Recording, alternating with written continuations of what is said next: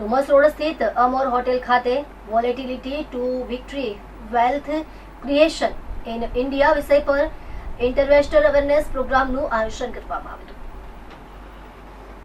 કાર્યક્રમમાં Ethics Wealth Private લિમિટેડના director Abhishek શાહે જણાવ્યું હતું કે તેમને વેલ્થ અને સ્ટોક મેનેજમેન્ટ ક્ષેત્રમાં લગભગ 25 વર્ષનો અનુભવ છે. તેમણે જણાવ્યું કે હાલમાં વૈશ્વિક પરિસ્થિતિઓને કારણે બજારમાં ભારે વોલેટિલિટી જોવા મળી રહી છે, પરંતુ યોગ્ય જ્ઞાન અને હિંમત હોય તો આવી સ્થિતિમાં પણ સારી વેલ્થ ક્રિએટ કરી શકાય છે. તેમણે ભારપૂર્વક જણાવ્યું કે ફાઇનાન્શિયલ એજ્યુકેશન આજના સમયમાં અત્યંત જરૂરી છે, કારણ કે આ પ્રકારનું શિક્ષણ સ્કૂલ અને કોલેજોમાં આપવામાં આવતું નથી. અભિષેક શાહે વધુમાં જણાવ્યું કે વિશ્વમાં અનેક સંકટો ચાલી રહ્યા છે, જેમ કે કોરોના ક્રાઇસિસ, રશિયા યુક્રેન અને લેહમન બ્રધર્સ ક્રાઇસિસ જેવા આર્થિક સંકટો. તેમ છતાં આવા સંજોગોમાં યોગ્ય રોકાણ કરવામાં આવે તો લાંબા ગાળે ઉત્તમ વળતર મળી શકે છે. તેમના જણાવ્યા અનુસાર કેશ અને કરેજ બંને હોય તો રોકાણકારો માટે વેલ્થ ક્રિએશનની સારી તક ઊભી થાય છે, પરંતુ કરેજ લાવવા માટે નોલેજ અનિવાર્ય છે. કાર્યક્રમમાં રોકાણકાર ક્રિશન શર્માએ પોતાના 30 વર્ષના રોકાણના અનુભવ વિશે જણાવ્યું. તેમણે કહ્યું કે શરૂઆતના 10 વર્ષમાં પૈસા ગુમાવવાના અનુભવે તેમને વધુ સારું રોકાણકાર બનવામાં મદદ કરી. તેઓએ કહ્યું કે ટ્રેડિંગમાં એક કમાય ત્યારે બીજો ગુમાવે છે, જ્યારે લાંબા ગાળાના રોકાણ દ્વારા સૌ માટે સ્થિર સંપત્તિ સર્જી શકાય છે. કાર્યક્રમ દરમિયાન નિષ્ણાંતોએ રોકાણકારોને સંદેશ આપ્યો કે બજારમાં ઉતાર ચઢાવ જીવનના સુખ દુઃખ જેવી સ્વાભાવિક પ્રક્રિયા છે. ગભરાવાની જગ્યાએ યોગ્ય માહિતી અને સમજ સાથે લેવાયેલા નિર્ણય લાંબા ગાળે सकारात्मक परिणाम આપે છે. नमस्कार दोस्तों, मैं कृष्ण शर्मा आज आपसे मुखातिब हूँ. 30 साल का मेरा अनुभव है एक निवेशक के रूप में, और 30 सालों में 10 साल तो सिर्फ पैसा गंवाया है, पर गंवा के ही सीखा है कि अच्छा इन्वेस्टर कैसे बना जाता है. मैं बहुत जल्दी समझ गया था कि मेरे में ट्रेडर बनने की क्षमता नहीं है, क्योंकि ट्रेडर तभी पैसा कमाता है जब दूसरा ट्रेडर खोता है. ये जीरो सम गेम है. मेरे को जीवन में किसी को हराने की इच्छा नहीं थी, पर खुद को जीतने की इच्छा थी. तो मैंने चुनाव किया कि मैं इन्वेस्टर बनूंगा, और जब से मैं 20 वर्षों से इन्वेस्टर बना हूँ, यकीन मानिए कोई कहता है कि बाज़ार अच्छा नहीं कर रहा है, बाज़ार गिर रहा है, तो कौन कह रहा है? जो रोज़ाना बाज़ार को देखता है, जो बाज़ार को 6 महीने से देख रहा है, जो बाज़ार को 1 साल से देख रहा है, वो कहेगा बाज़ार का रिटर्न अभी भी 7% का है. जो बाज़ार को पिछले 5 साल से देख रहा है, वो कहेगा नहीं, बाज़ार का रिटर्न तो 70% है. पर मेरे जैसे व्यक्ति जो 25 साल से बाज़ार को देख रहा है, वो कहेगा रिटर्न तो 25 गुना है. तो देखिए, सबके अलग अलग नज़र हैं. आप कौन सी नज़र रखते हैं उस पर निर्भर करता है कि आप कामयाब होंगे कि नाकामयाब होंगे. The beauty is in eyes of the beholder. हमें इस बात को समझने की ज़रूरत है. जब आप निवेशक बनते हैं तो एक और बात ज़रूरी मैं आपके साथ कहना चाहता हूँ कि आपको 1 सेकंड का भी इन्वेस्टमेंट करना है, क्योंकि जीवन 1 सेकंड में भी जा सकता है, और आपको शतायु आप 100 वर्ष के भी हो सकते हैं. तो इन्वेस्टमेंट आपका फॉर एवर होना चाहिए, इन्वेस्टमेंट आपका लॉन्ग टर्म होना चाहिए, इन्वेस्टमेंट आपका मीडियम टर्म होना चाहिए, इन्वेस्टमेंट आपका शॉर्ट टर्म होना चाहिए, यहाँ तक कि एमरजेंसी फंड जो 1 दिन के लिए भी होता है वो भी होना चाहिए. इसी को हम एसेट एलोकेशन कहते हैं. जब तक आप हर दिन को सुरक्षित नहीं करेंगे, तब तक लॉन्ग टर्म में प्रवास नहीं करेंगे. मामूली बात है, पर सबसे ज़रूरी बात है. मुझे लगता है कि आपके साथ मेरा अनुभव मुझे साझा करना चाहिए था. सर, आज आप सूरत के अंदर आप एथिकस के एक सेमिनार के अंदर आए हैं. आप आज अपने व्यूअर्स को आप किस तरह से उन्होंने आपने किस तरह से गाइड किया उनको? अब करूँ बात होगी मेरी. मैं अमूमन क्योंकि युद्ध का आलम है, सब तरफ विनाश ही नज़र आता है, सब तरफ भय नज़र आता है. लोगों को लगता है कि युद्ध हो रहा है, भीषण बादल मंडराए हुए हैं. सुनने में आ रहा है कि रसोई गैस की किल्लत हो रही है, सुनने में आ रहा है कि तेल आने में बाधाएं हो रही है. इससे लोगों में भय व्याप्त होना आसान सी बात है. लेकिन मुझे लगता है कि हमें ये बात याद नहीं रखना चाहिए कि युद्ध हो रहा है. हमें ये बात याद रखनी चाहिए कि हर युद्ध ख़त्म होता है.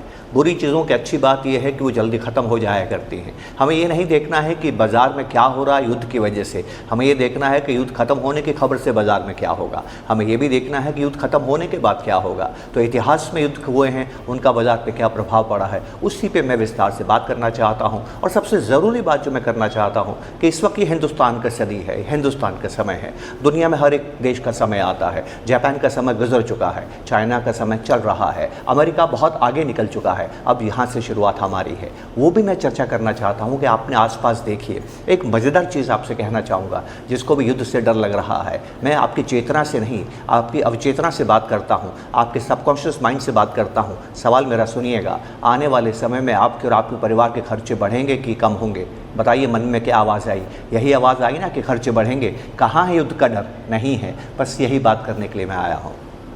सर आप लास्ट में दर्शकों को क्या कहना चाहेंगे, उनको कोई भी इन्वेस्टमेंट करने में उनको क्या ध्यान रखना चाहिए? एक छोटी सी बात है जो मैं संदेश देना चाहता हूँ कि अगर मैं आपसे एक सवाल पूछूं, क्या जीवन में सुख और दुख दोनों जीवन का हिस्सा है, आप क्या कहेंगे? क्या आप में से कोई कहेगा कि जीवन में सिर्फ सुख होता है, दुख नहीं होता है?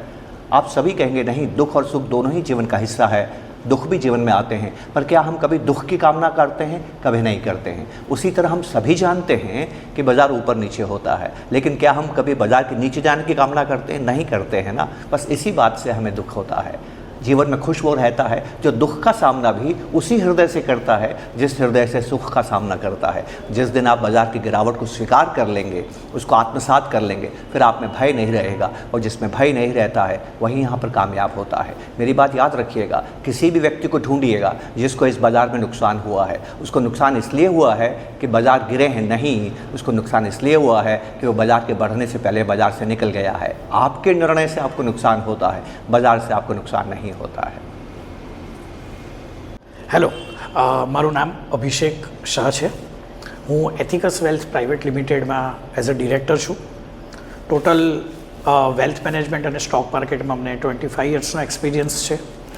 આજે અમે એક ઇન્વેસ્ટર અવેરનેસ માટે એક ઇવેન્ટ કરવા જઈ રહ્યા છે જેનું નામ છે વોલેટિલિટી ટુ વિક્ટરી। એનો મિનિંગ એ છે કે તમે જોયું હશે કે આજના સમયમાં માર્કેટમાં ઘણી વોલેટિલિટી છે, તો આ વોલેટિલિટીનો યુઝ કરીને આપણે કઈ રીતે સારું વેલ્થ ક્રિએશન કરી શકીએ એને માટે અમે એક આજે સેમિનારનું આયોજન કર્યું છે, જેમાં અમારો પર્પઝ એ છે કે લોકોને પ્રોપરલી એજ્યુકેટ કરવામાં આવે કે આ ટાઈપની વોલેટિલિટીનો લાભ લઈને કઈ રીતે આપણે સારું વેલ્થ ક્રિએશન કરી શકીએ। એ સબ્જેક્ટમાં અમે આજે સેમિનારનું આયોજન કર્યું છે। બીજું કોઈ આપણે આખા વર્ષ દરમિયાન ઘણા સેમિનારો કરતા હોય છે, એનાથી લોકોને શું લાભ થાય છે? અમારું એવું માનવું છે કે education without education wealth create કરવી ડિફિકલ્ટ છે।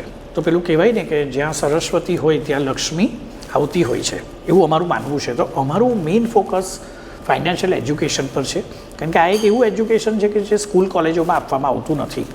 તો અમારો હેતુ બહુ જ ક્લિયર છે કે લોકોને ફાઇનાન્શિયલી એજ્યુકેટ કરવા, જેથી કરીને એ ભારત દેશમાં એક સારું વેલ્થ ક્રિએશન કરી શકે, સંપત્તિનું સર્જન કરી શકે અને એમના ફાઇનાન્શિયલ ગોલ્સ પૂરા કરી શકે।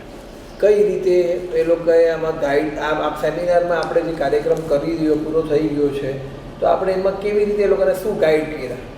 આપણે સેમિનારનો જે આપણો મુખ્ય ઉદ્દેશ્ય હતો આજનો કે વોલેટિલિટી ટુ વિક્ટરી, એટલે કે આપણે હમણાં બધા જાણતા જ હશો કે વર્લ્ડમાં ઘણા બધા ક્રાઇસિસ ચાલી રહ્યા છે, જેમ અમેરિકા, ઇઝરાયલ અને ઈરાનનું વોર ચાલી રહ્યું છે। એટલે રીતે માર્કેટ જે એના ઓલ ટાઈમ હાઈથી અત્યારે ઘણું નીચે ટ્રેડ કરી રહ્યું છે। સો મારો 25 વર્ષનો અનુભવ એવું કહે છે કે આવા ક્રાઇસિસના ટાઈમે કેશ હોય અને કરેજ હોય સાથે, તો તમે એક સારી વેલ્થ ક્રિએટ કરી શકો છો। તો કેશ અને ક્રાઇસિસ તો માર્કેટમાં અવેલેબલ છે, પણ કરેજ લાવવા માટે નોલેજ જરૂરી છે, અને નોલેજ માટે ફાઇનાન્શિયલ એજ્યુકેશન જરૂરી છે। તો મારો આજના પ્રોગ્રામનો મુખ્ય હેતુ એ જ હતો કે જે કરેજની કમી છે એને પૂરી કરવામાં આવે અને એનો લાભ લઈને લોકો સંપત્તિનું સર્જન આવનારા સમયમાં કરી શકે। અત્યારે ખૂબ જ માર્કેટ તૂટી રહ્યું છે, એવા સમયે લોકોને આપ શું ટિપ્સ આપવા માંગો છો? મારા 25 વર્ષના અનુભવમાં મેં ઘણી બધી વાર જોયું છે કે આવા ક્રાઇસિસ આવતા હોય છે, પછી એ કોરોના ક્રાઇસિસ હોય, રશિયા યુક્રેન વોર હોય કે લેમન બ્રધર ક્રાઇસિસ હોય, બટ મારું માનવું એવું છે કે આ ક્રાઇસિસમાં જે ઇન્વેસ્ટમેન્ટ કરવામાં આવે છે એ ખૂબ જ સારું વળતર આપતું હોય છે। સો અમારું માનવું એવું છે કે આ સમયમાં ગભરાવું નહીં જોઈએ ઇન્વેસ્ટરોએ, ભારતના ગ્રોથ સ્ટોરીને ધ્યાનમાં લેવું જોઈએ, નોલેજ પ્રોપર લેવું જોઈએ, અને યોગ્ય રોકાણ જો કરે તો આવનારા સમયમાં અમારું માનવું એવું છે કે ઘણી સારું વેલ્થ ક્રિએશન આટલેથી ઇન્ડિયામાં થઈ શકે એવું છે। Thank you.